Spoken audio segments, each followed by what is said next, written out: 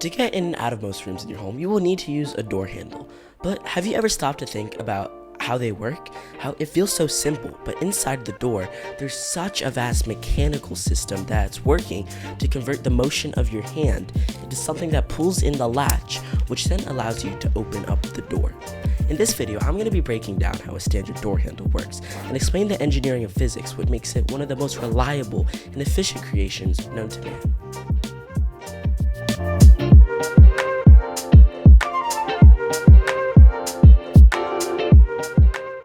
Let's open one up to fully understand how it works. Once the two screws are removed, both sides of the door handle will come right off. This round part here is called the rosette. Its main purpose is to cover the internal parts of the door and give it a clean appearance. One cool feature about the rosette is that it will not rotate when the door handle is turned. The rosette will not turn because it is fixed in place. As you may have noticed, all door handles always want to return to its horizontal resting position. The mechanism that applies this is similar to a spring, but it's actually just a thick metal wire wrapped around the inside of the rosette, and the two ends of the wires are bent to apply tension. When I twist the handle either upwards or downwards, the wire tightens and stores energy. As soon as I let go, all of that stored potential energy is released, causing the handle to return to its neutral position.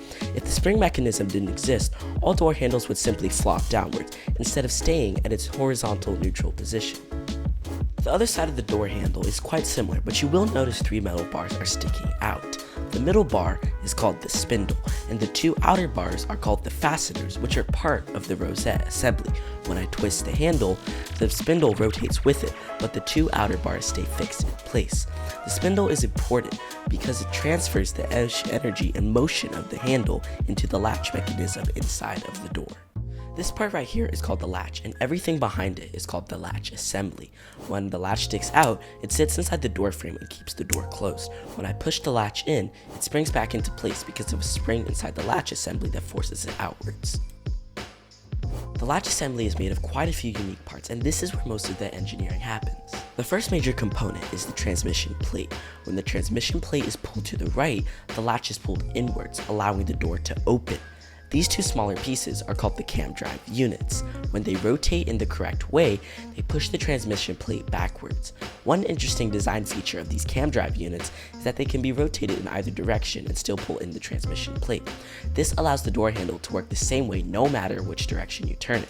So what actually causes the cam drive units to rotate? Remember the spindle? Well, the spindle goes directly into the cam drive units, allowing for a simple and reliable way for the mechanism to function.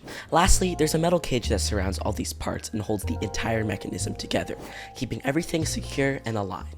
So when you rotate the handle, it rotates the spindle rotates the cam drive units, and then the cam drive units push the transmission plate, and the transmission plate retracts the latch, allowing the door to open and allowing you to get in the pantry to get that good snack of yours.